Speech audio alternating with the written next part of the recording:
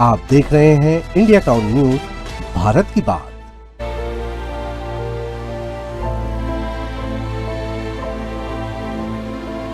ये सिर्फ एक सड़क हादसे की कहानी नहीं है, ये उन सवालों की कहानी है जो आज भी सवाल तलाश रहे हैं। एक तरफ सरकार युवाओं के भविष्य, रोजगार और शिक्षा की बातें करती है, दूसरी तरफ देश की सबसे बड़ी मेडिकल प्रवेश परीक्षाओं में से एक नीट पेपर लीक का मुद्दा देश भर में आक्रोश का कारण बनता है। इसी मुद्दे को लेकर दिल्ली के जंतर मंतर पर छात्र और युवा अपनी आवाज बुलंद करने पहुंचे थे। इन्हीं युवाओं में छत्तीसगढ़ के सरगुजा का 25 वर्षीय दीपक सिंह कुसरो भी था, जो अपने दोस्तों के साथ हजारों किलोमीटर दूर दिल्ली के लिए निकला था, लेकिन मंजिल तक पहुंचने से पहले ही सड़क हादसे ने उसकी जिंदगी छीन ली। आज दीपक इस दुनिया में नहीं है, लेकिन उसके जाने के बाद कई सवाल जिंदा है। क्या किसी आंदोलन में शामिल होने निकले एक युवा की मौत केवल एक दुर्घटना बनकर रह जाएगी? क्या उसके परिवार का दर्द किसी की जिम्मेदारी नहीं है? और क्या दुख की इस घड़ी में समाज और जनप्रतिनिधियों का साथ मिलना चाहिए था? इन्हीं सवालों के जवाब तलाशने इंडिया टाउन न्यूज की टीम दीपक के घर पहुंची। नमस्कार, आप देख रहे हैं इंडिया टाउन न्यूज। मैं हूं आपके साथ कमर गौस। देखिए सरगुजा से हमारे संवाददाता सावंत कुमार की ये खास रिपोर्ट। सरगुजा संभाग के एक छोटे से गांव का ये साधारण सा घर, लेकिन आज इस घर में पसरा सन्नाटा बहुत कुछ कह रहा है। इसी घर में रहते थे 25 वर्षीय दीपक सिंह कुसरो। परिवार के मुताबिक दीपक मेहनती, जिम्मेदार और संघर्षशील युवा थे। पढ़ाई के साथ साथ उन्होंने परिवार की जिम्मेदारियां अपने कंधे पर उठा रखी थी। परिजनों का कहना है कि नीट पेपर लीक को लेकर देश भर में चल रहे छात्र आंदोलन की खबरें देखने के बाद दीपक भी दिल्ली जाकर अपनी बात रखना चाहता था। उन्होंने अपने साथी सूरज भान सिंह के साथ 17 जुलाई की रात घर से निकलने का फैसला लिया। दीपक को शायद अंदाजा भी नहीं था कि ये सफर उनकी जिंदगी का आखिरी सफर साबित होगा। घर से निकलते समय दीपक ने अपने चाचा से केवल रेनकोट मांगा। उन्होंने ये नहीं बताया कि वो दिल्ली जा रहे हैं। परिवार का कहना है कि उन्हें डर था कि अगर पूरी बात बता दे तो घर वाले उन्हें जाने से रोक देंगे। घर से निकलते समय उनके पिता सो रहे थे। बेटे और पिता की आखिरी मुलाकात भी नहीं हो सकी। अगले दिन अचानक अस्पताल से फोन आया कि दीपक सड़क दुर्घटना में घायल हो गया। कुछ देर बाद वो खबर आई कि जिसने पूरे परिवार की जिंदगी बदल दी। डॉक्टरों ने दीपक को बचाने की हर संभव कोशिश की, लेकिन उनकी जान नहीं बच सकी। दीपक अपने पीछे एक भाई और 2 बहनों को छोड़ गए। पिता पहले से बीमार है। परिवार के अनुसार बेटे की मौत के बाद मां गहरे सदमे में चली गई और उनकी तबीयत बिगड़ने पर अस्पताल में भर्ती करना पड़ा। दीपक केवल परिवार के बेटे नहीं थे, बल्कि पूरे घर की आर्थिक ताकत भी थे। वो किराने की दुकान चलाते थे, हाल ही में ट्रैक्टर खरीदा था और मेहनत करके पूरे परिवार का सहारा बने हुए थे। आज उनके जाने के बाद परिवार के सामने सिर्फ भावनात्मक नहीं, बल्कि आर्थिक संकट भी खड़ा हो गया। कब आपको पता चला कि दीपक का एक्सीडेंट हो गया है, और दीपक कब घर से निकले हुए थे जंतर मंतर जाने के लिए? 17 तारीख को निकला था। 17 को निकले थे। कब आपको फिर जानकारी मिली दुर्घटना की? 19 तारीख को। 19 तारीख को। और किस तरह दीपक का स्वभाव था, किस तरह उनका बचपन बीता, कैसे परिवार पूरा निर्भर था दीपक के ऊपर? जैसे कि मैं इधर दुकान भी देख पा रहा हूँ, उनके नाम से है, और किस तरह का सारा चीज़ रहा है उनके जीवन में? वो तो बचपने से मेहनती आदमी था। और क्या कहना चाहिए कि तो पूरा जिम्मेदारी दीपक का ऊपर में ही था। टोटल सारा चीज तो उसी का जिम्मेदारी था। पूरा जिम्मेदारी उनके ऊपर ही, उसी का ऊपर ही था। कितने भाई बहन है दीपक लोग? 4 भाई बहन। 4 भाई बहन, 2 बहन 2 भाई हैं। 2 भाई हैं, 2 बहन 2 भाई हैं। हाँ जी, ठीक। कहाँ तक पढ़ाई हुई थी दीपक की? दीपक की पढ़ाई 12वीं तक किया था। उसके बाद कुछ और किसी चीज़ की तैयारी कर रहे थे? वो कोई चीज़ में फार्म भरा था, मेरे को उतना जानकारी नहीं है, लेकिन 2 बार फार्म भर चुका है वो। 2 बार फार्म भर चुके थे जी। और नीट के विषय में भी कुछ था क्या? उनकी भी तैयारी कर रहे थे क्या? जिसका पेपर लीक हुआ, इन सब चीजों में भी कुछ तैयारी वारी किए थे क्या? कुछ तैयारी वारी किया होगा तभी तो जाने के लिए तैयार हुआ था। आप लोग को पता था कि वो जा रहे हैं जंतर मंतर? वो बता के तो गया था, उसका छोटा भाई को तो पूरा बात को बता के गया था कि मैं जंतर मंतर जा रहा हूँ करके। जंतर मंतर जा रहा हूँ करके। अब क्या स्थिति बन रही है जब दीपक नहीं है इस दुनिया में? क्या स्थिति है घर की अब, और कैसे देखते हैं सारी चीजें? घर की स्थिति तो उसके न रहने के बाद पूरा घर तो हमारा बर्बाद ही हो चुका है। अब संभलने का कोई चांस ही नहीं है।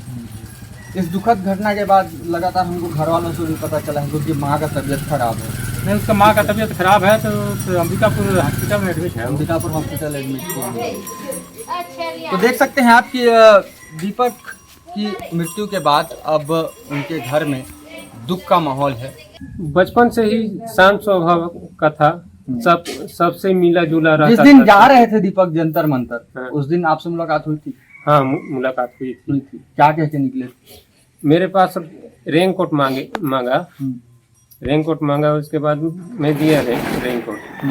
मैं पूछा तो मेरे को यही कहा इधर जा रहा हूँ बोल के टाल दिया मेरे को। सोचा होगा कि नहीं जाने देंगे करके पूछ के ही जाता था, कहीं भी जाता था मेरे को पूछ के ही जाता था, बताते ही जाता था, इसलिए शायद नहीं जाने देंगे करके वो नहीं बताया मेरे को।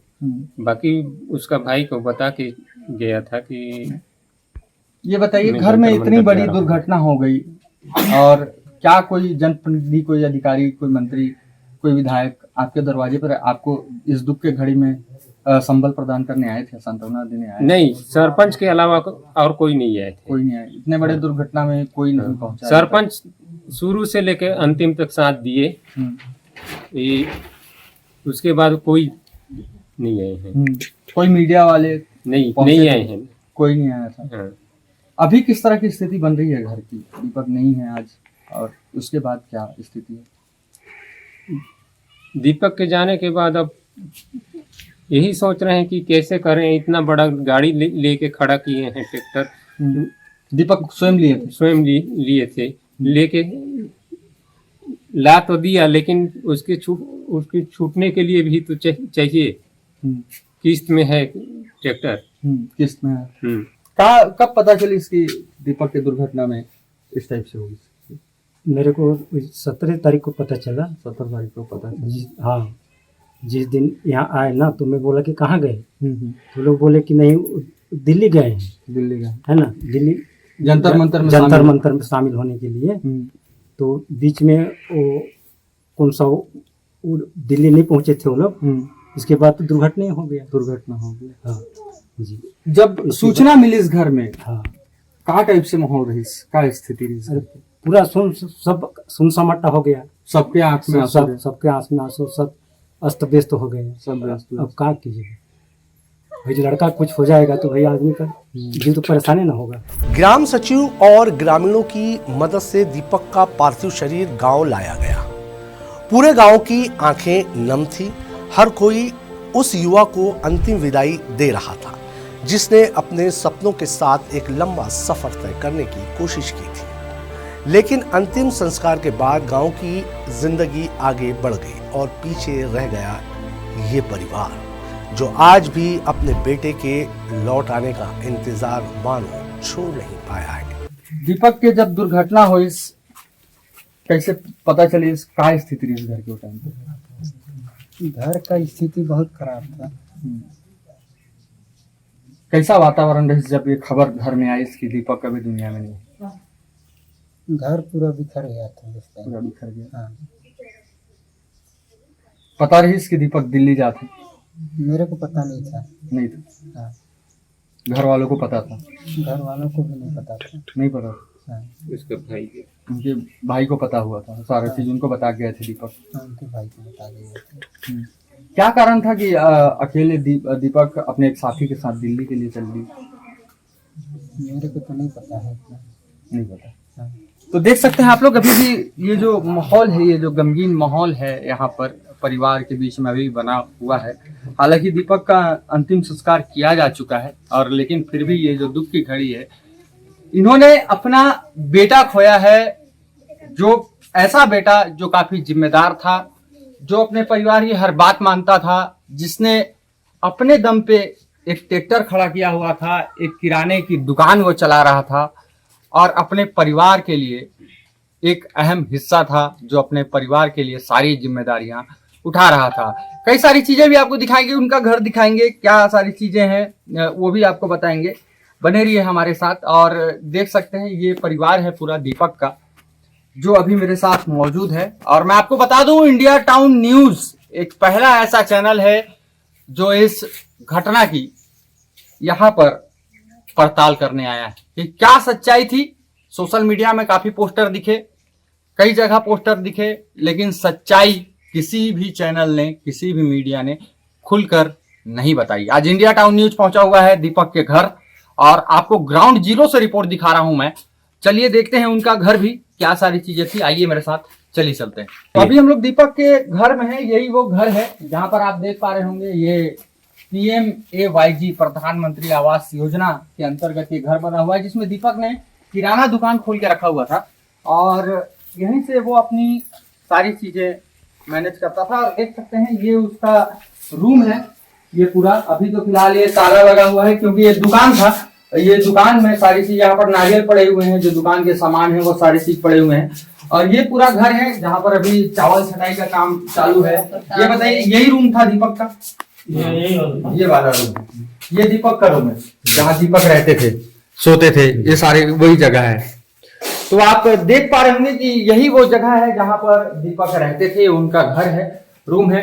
पीछे और भी घर बना हुआ है और यहाँ पर चावल छटाई का काम चल रहा है। देख पा रहे होंगे आप, ये पूरा घर है दीपक का, जहां दीपक रहा करते थे।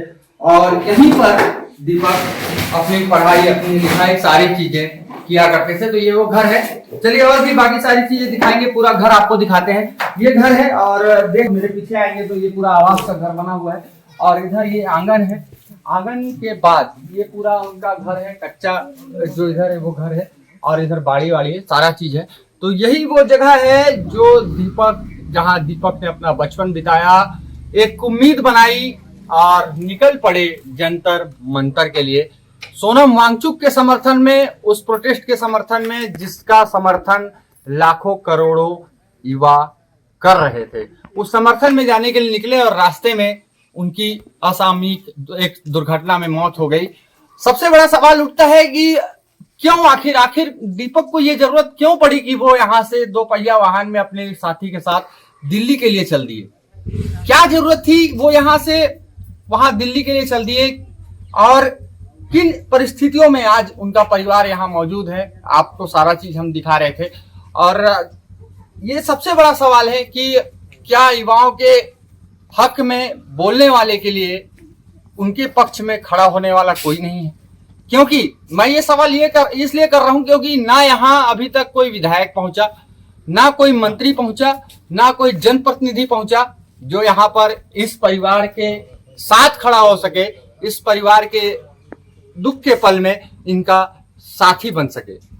तो इस तरह से ये पूरा नजारा है यहाँ का, जो अभी दीपक के अंतिम संस्कार के बाद काफी गमगीन है और काफी दुख भरा ये वातावरण है, जहां पर आज इंडिया टाउन न्यूज पहुंचा हुआ था और लगातार ये सवाल कर रहा था कि क्या ऐसे ही देश के युवा, जहां एक ओर रोजगार की बात करती है सरकार, जहां एक तरफ उनके अच्छे भविष्य की बात करती है सरकार, वहां पर देश के भविष्य को लेकर दिल्ली पहुंचते हैं और रास्ते में जाते समय दुर्घटना में उनकी मौत हो जाती है।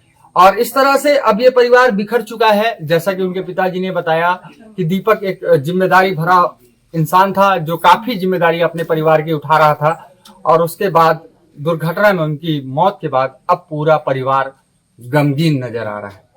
तो देख सकते हैं आप, ये पूरा घर है, ये सारा चीज है जो आज आप इस रिपोर्ट में देख रहे थे।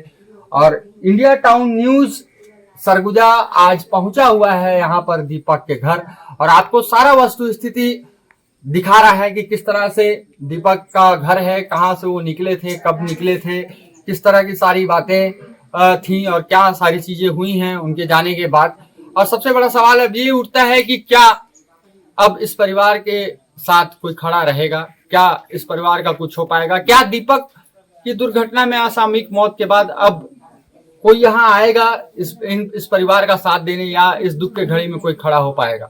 चलिए आप देखते रहिए देश दुनिया की अन्य खबरों के लिए इंडिया टाउन न्यूज। मैं सावन पांडे, अंबिकापुर। परिवार का कहना है कि घटना के बाद कुछ स्थानीय लोग और ग्रामीण जरूर उनके साथ खड़े हुए, लेकिन अब तक कोई जनप्रतिनिधि उनके घर संवेदना व्यक्त करने नहीं पहुंचा। इस दावे की स्वतंत्र पुष्टि इंडिया टाउन न्यूज नहीं करता, लेकिन परिवार अपनी पीड़ा खुलकर बयां कर रहा है। यहीं से कई सवाल भी उठते हैं। क्या किसी भी बड़ी दुर्घटना में पीड़ित परिवार के साथ खड़े होना केवल प्रशासन की जिम्मेदारी है? क्या समाज और जनप्रतिनिधियों की भी नैतिक जिम्मेदारी बनती है कि ऐसे परिवार तक पहुंचकर उनका दुख बांटे? क्या किसी युवा के सपने के टूट जाने के बाद उसके परिवार को सहारा देने की व्यवस्था होनी चाहिए? इन सवालों के जवाब अलग अलग हो सकते हैं, लेकिन इतना जरूर है कि एक परिवार आज अपने सबसे बड़े सहारे को खो चुका है।